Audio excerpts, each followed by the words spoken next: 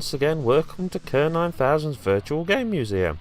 Now, the game I'm going to be talking about today is another unreleased game. It is in fact Lobo. For those of you that don't know, Lobo is a DC character. Essentially he's a mercenary, but he has superhuman strength, superhuman stamina, immortality, invulnerability, superhuman speed, self-sustenance, he doesn't need water or air, he can survive in the vacuum of space, regeneration. Although I have to say, he's not someone I've ever followed, I don't really know anything about him, and I've actually found him as a bit of a joke most of the time actually. To me, he's sort of like DC wanted something cool like Judge Dredd, and thought, oh, we'll make it even more cool, we'll make him a mercenary, and didn't pull it off. Well, in the mid-90s, we had all kinds of Mortal Kombat games coming out.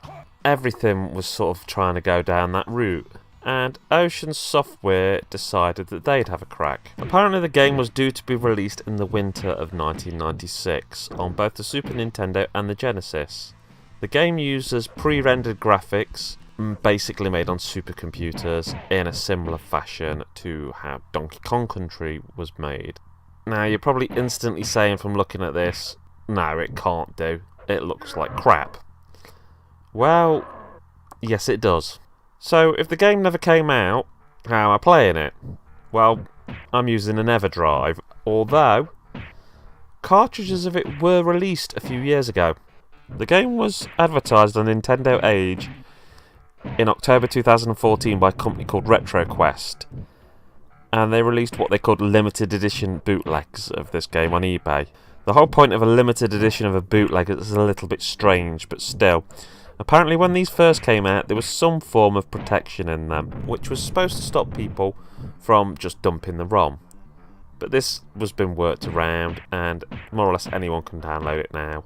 RetroQuest, the people who released this bootleg, went out of business.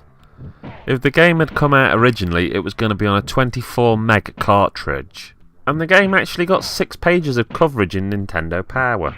Okay, so onto the game itself and how it actually plays. Now, there's only 6 characters, and when you play the one player mode, you can be Lobo and that is it.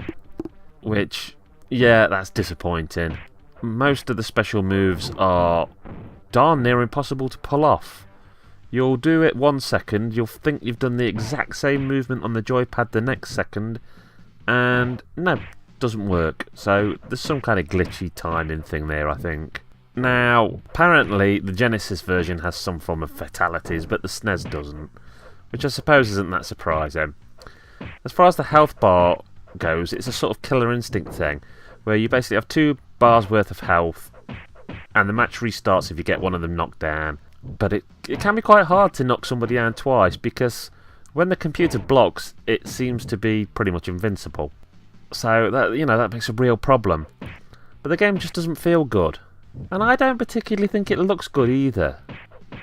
Yeah, it's not too bad, and I know people would probably compare it to Killer Instinct, but in movement particularly, I don't think it gets there.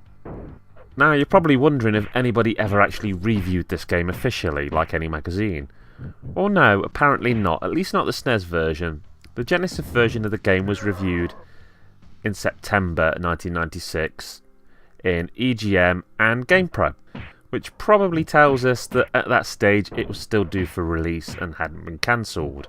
Now, I know in other things, like when I reviewed the Real Shitty Batman, I said not to be too harsh, because it was just a sort of tech demonstration of what we could achieve in a game.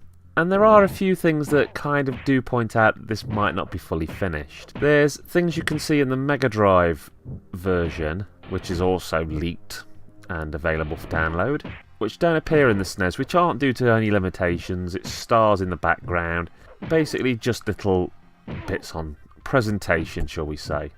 I have to be honest, I didn't enjoy playing this game in the slightest. To think this is quite a late SNES release, or would have been, I'd much rather go back to the very first Street Fighter 2. Much rather. I mean, that game is still pretty darn playable today. In fact, I'd rather go back to something like Primal Rage than this. It's just a very limited game, and if this was the finished, or close to the finished article, I think it would have been absolutely picked apart on release. And maybe I was living under a rock at the time, but I don't think anybody I knew who the heck Lobo was.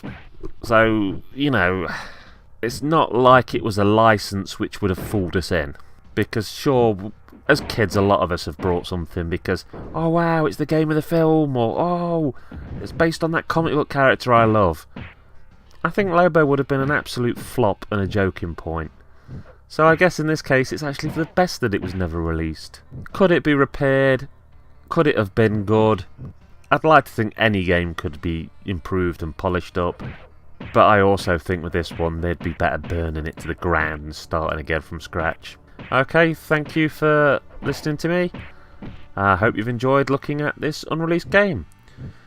Now, seriously, if you want to play it, grab yourself an EverDrive, or it possibly might work on a hacked SNES Mini. But whatever you do, don't pay decent money for a hacked bootleg cart of this.